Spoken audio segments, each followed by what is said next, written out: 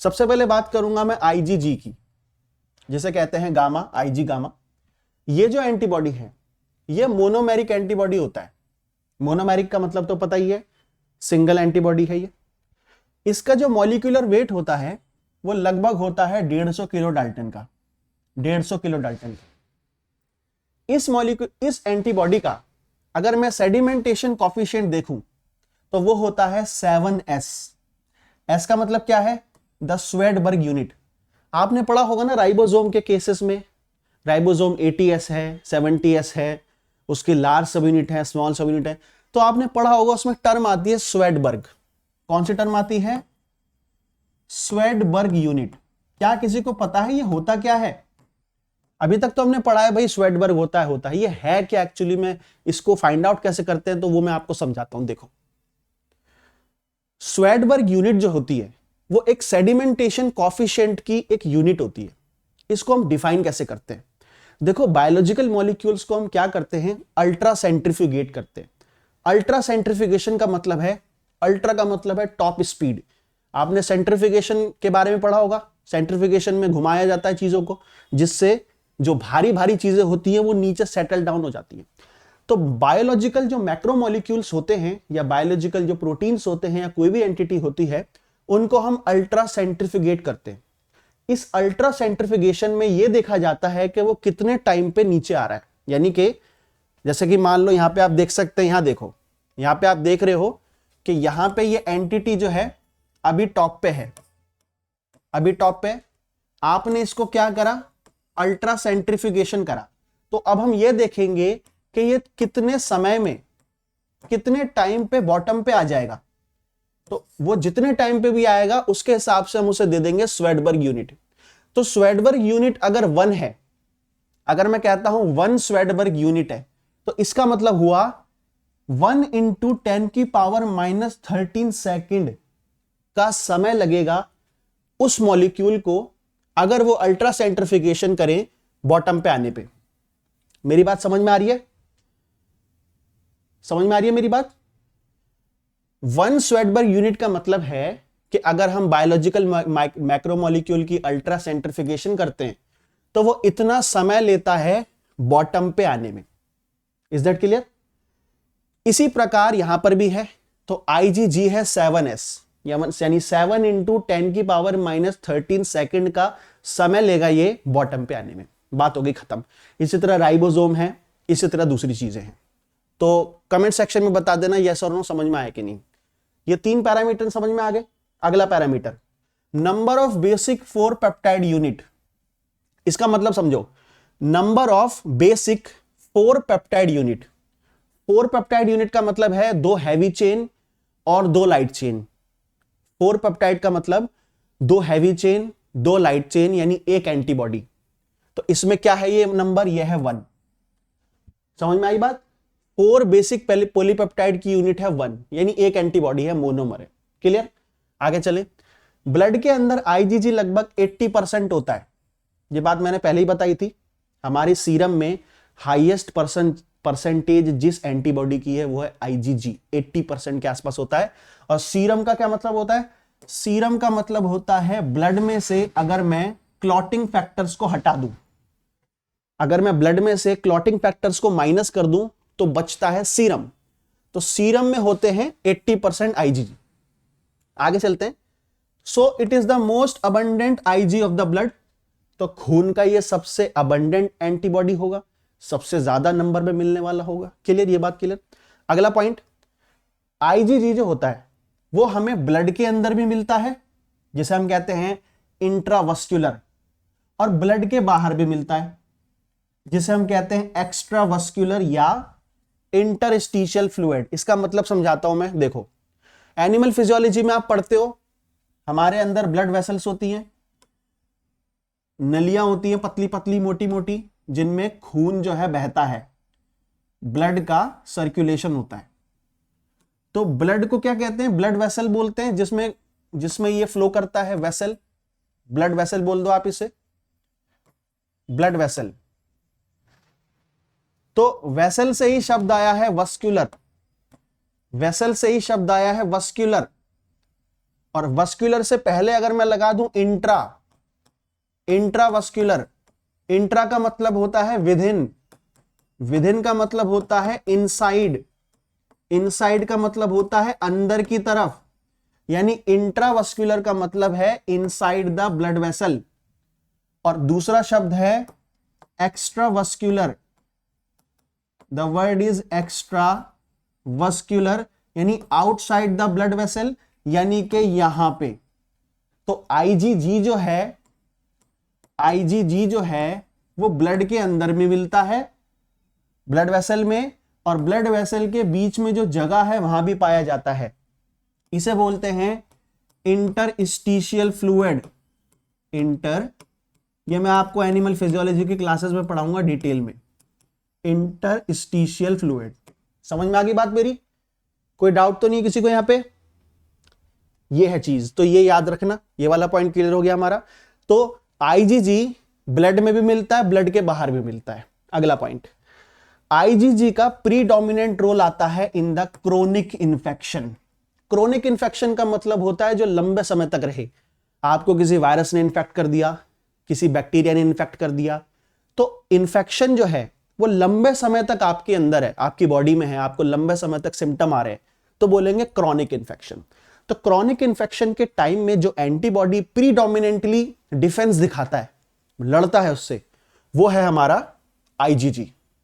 Is that clear? आगे चलूं?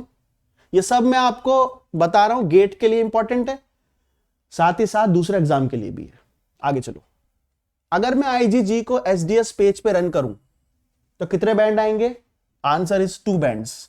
Y? एक आएगा हैवी चेन का, एक आएगा लाइट चेन का, क्योंकि जे चेन तो होती नहीं है, सिक्रेटरी चेन होती नहीं है।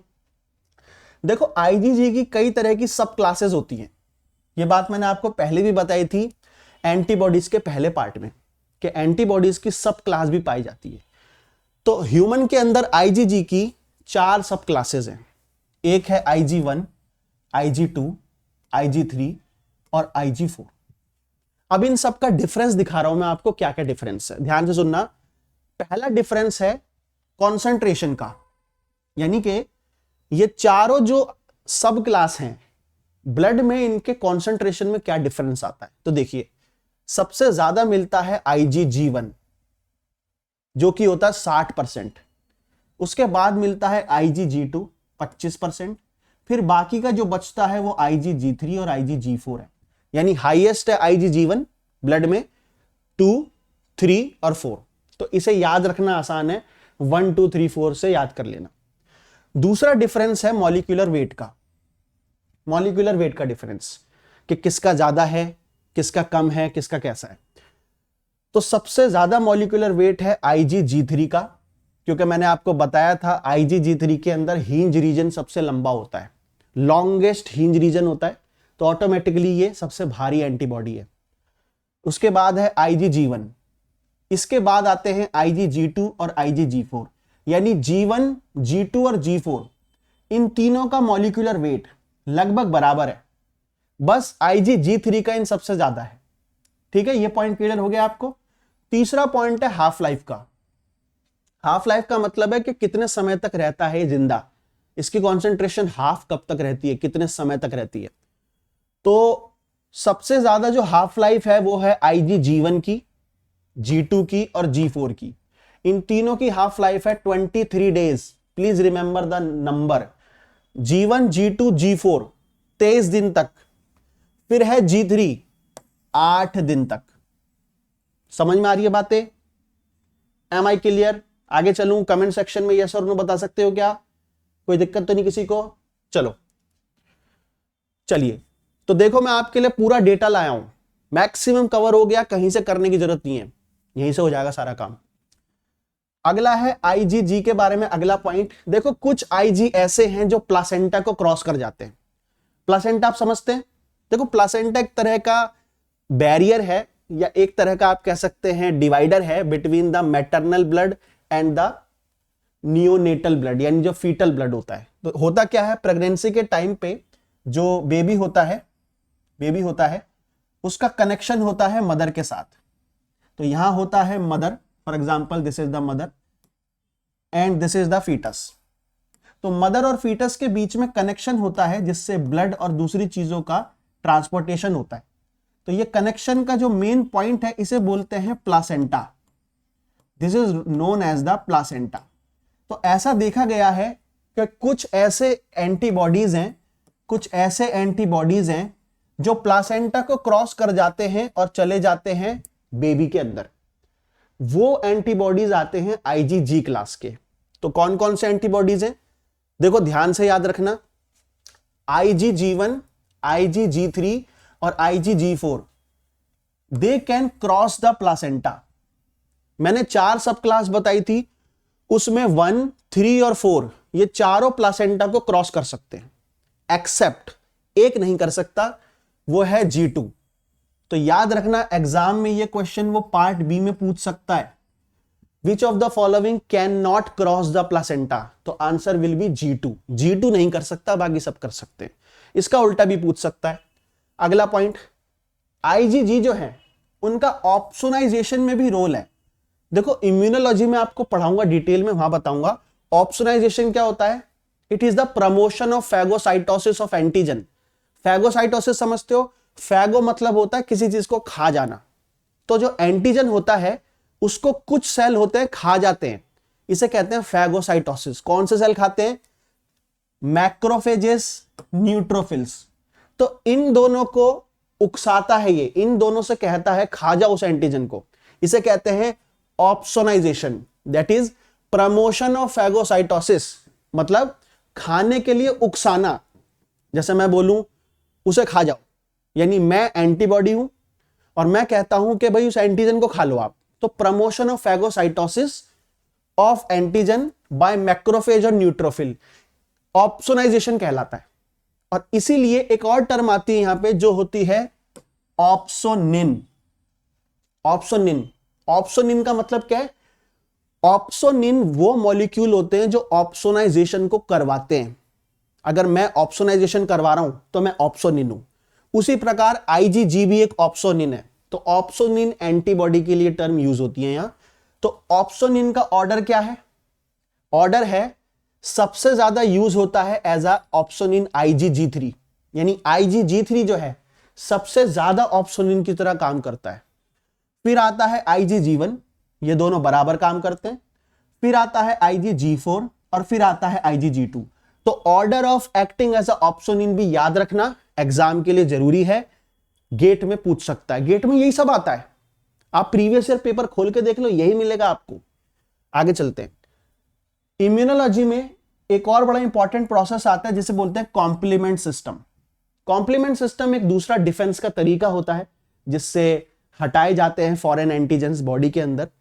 एंटीबॉडी भी कॉम्प्लीमेंट एक्टिवेटर का काम करते हैं, यानी कि एंटीबॉडी मॉलिक्यूल कॉम्प्लीमेंट सिस्टम को एक्टिवेट करने में बहुत अहम भूमिका निभाते हैं। तो उसमें IgG का बहुत इंपॉर्टेंट रोल है। तो IgG का क्या रोल है, इसका एक ऑर्डर है। IgG3 सबसे ज्यादा एक्टिवेट करता है, एग्जाम में पूछेगा वो गेट में, which of the following IgG sub class activate the complement system most. यानी कि इन चारों सब क्लासेस में से ऐसी कौन सी सब क्लास है IgG की जो सबसे ज्यादा एक्टिवेट करती है किसको, कॉम्प्लीमेंट सिस्टम को। Answer will B IgG3। उसके बाद कौन करती है, IgG1। बस यहीं पर रुक जाओ। अब मेरी बात ध्यान से सुनना, आगे मेरी बात ध्यान से सुनना। कॉम्प्लीमेंट सिस्टम को IgG3 और IgG1 करते हैं सबसे ज्यादा, IgG2 और IgG4 लगभग ना के बराबर करते हैं। IgG1, IgG2 और IgG4 में से याद रखना जो G4 है ये बिल्कुल भी एक्टिवेट नहीं करता, it can not activate at all. याद रहेगा, हो सकता है एग्जाम में पूछे which of the following IgG can not activate the complement system. Answer is IgG4। और जो सबसे कमजोर है करने वाला वो है IgG2। IgG2 is the least, it is not a good opsonin. IgG2 एक ऑप्सोनिन तो है बट बहुत अच्छा ऑप्सोनिन नहीं है। ये ऑर्डर याद रहेगा, मैं उम्मीद करता हूं आप सब ये याद कर लोगे, ज्यादा मुश्किल नहीं होगा आपके लिए। तो दिस इज द थिंग। आगे चलते हैं। फाइनली आते हैं आईजीजी के बारे में। आईजीजी को एक और दूसरे नाम से पुकारा जाता है, it is also called as the Donath Landsteiner antibody. एक टेस्ट होता है डोनाथ लैंडस्टीनर टेस्ट, उस टेस्ट में कुछ स्पेसिफिक एंटीबॉडीज को पहचाना जाता है जिसमें आईजीजी आता है, तो it is also called as the Donath Landsteiner antibody. इसके अलावा मैंने पिछली क्लास में बताया था IgG3 के पास लॉन्गेस्ट हिंज रीजन है, सबसे लंबा हिंज रीजन IgG3 के पास है। क्लियर? इसके अलावा IG की वैलेंसी कितनी है? वैलेंसी 2। वैलेंसी समझते हो ना, पहले बताया था मैंने, वैलेंसी का मतलब है एंटीजन बाइंडिंग साइट। यहां पे देखो, ये देखो, this is 1 antigen binding site, this is 2nd antigen binding site, so it become the valency. तो वैलेंसी है 2। देन आता है पैराटोप, पैराटोप भी इसी को ही बोलते हैं, तो पैराटोप भी हो गए 2। फिर आता है CDR, CDR है 12। 12 कैसे हैं? याद करो, मैंने बताया था 12 कैसे हैं। देखो, ये एंटीबॉडी का मॉलिक्यूल बनाता हूं मैं समझाने के लिए। CDR मैंने आपको बताया था पिछली क्लास में, हर वेरिएबल रीजन पे 3 CDR होते हैं।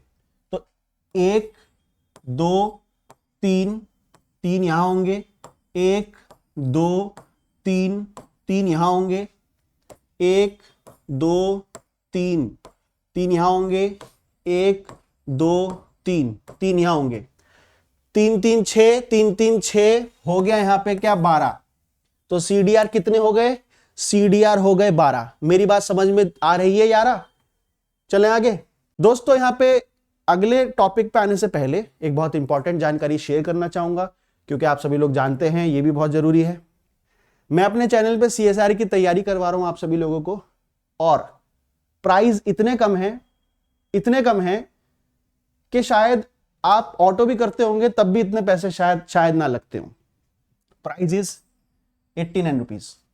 तो 89 रुपीज में आप मेरे चैनल को ज्वाइन करिए, इस पे ज्वाइन बटन मिलेगा, वहां पे लंबी कतार में मैंने बहुत सारे सेशन डाले हुए हैं और डेली डालता हूं मैं।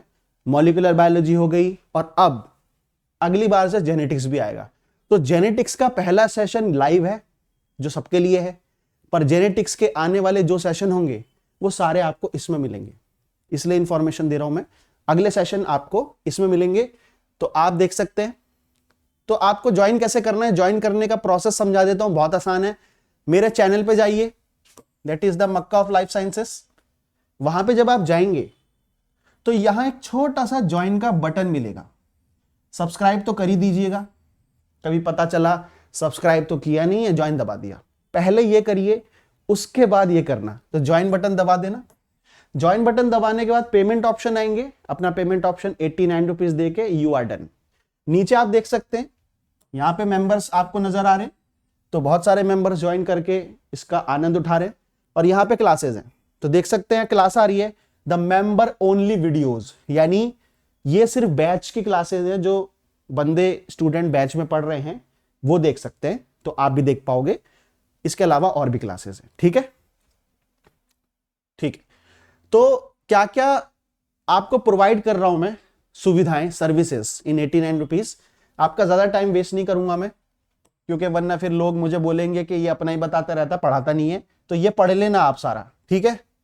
ओके, ये क्लासेस हैं, छोटा सा स्क्रीनशॉट दिखा रहा हूं मैं आपको, जो जो क्लासेस मैं ले रहा हूं और ले चुका हूं।